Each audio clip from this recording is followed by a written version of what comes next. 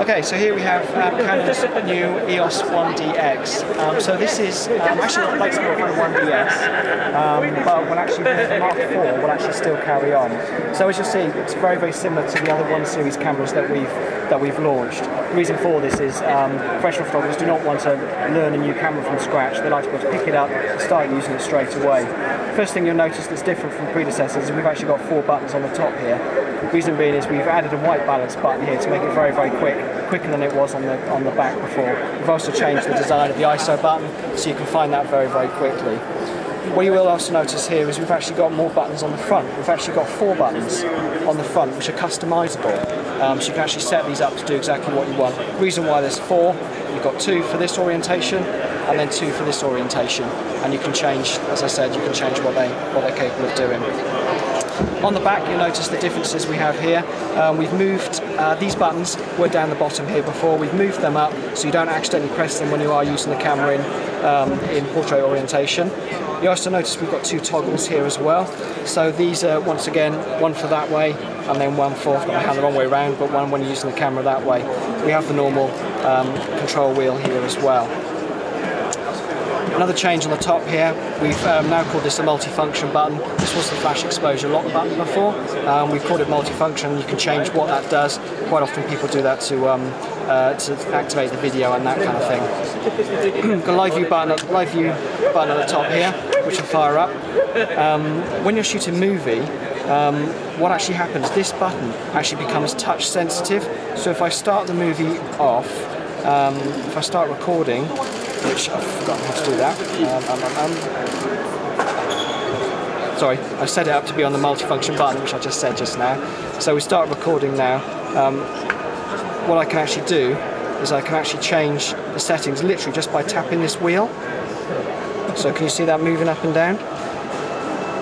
The reason why we've done that is if you do that, it can be picked up on the microphone. So you can actually adjust this. So this is just a little setting we've got just to make the camera easier to use when you're shooting a movie. So internally it's a completely new camera. We've got dual digit 5+ processors in here. This gives you the ability to do 12 frames a second. At 12 frames a second it'll give you autofocus and auto exposure. You can also shoot at 14 frames a second. The exposure and the focus is locked on the first frame. That's great for sports like baseball and that kind of thing. And you know, to give you the 14 frames a second, that's the fastest we know of a full frame sensor.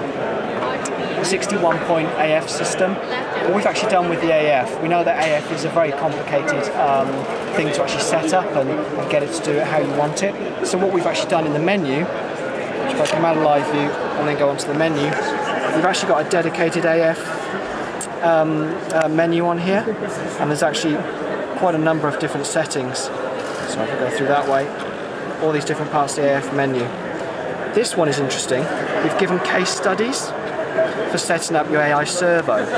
AI servo can be something that's quite hard to set up, but what we've done is we've given people a starting point.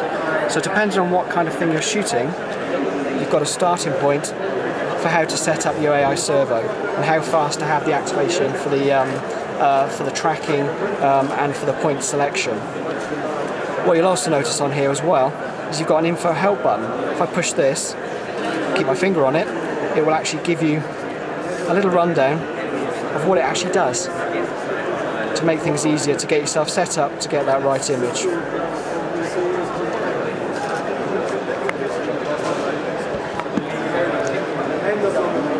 Okay, so next thing to talk about is the ISO. So on our ISO, we have a standard ISO of 100 to 51,200. That's the standard ISO. But it will actually be expanded to between 50 and 200 and 4,800. So that is the highest ISO it will actually go to.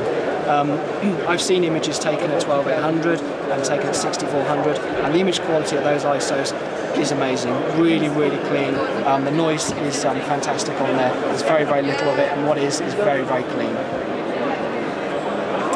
We've changed the card slots as well. On previous models we had an SD and a compact flash card slot. We now have dual compact flash card, so you can change them easily and you can shoot JPEGs and RAWs to separate cards if you want to. couple of other little changes on here as well is we've added, sorry, wrong side, we've added an Ethernet port here as well for very quick file transfer. We've also got mic input on here and HDMI out as you'd expect. So that's a very quick rundown of the new 1DX.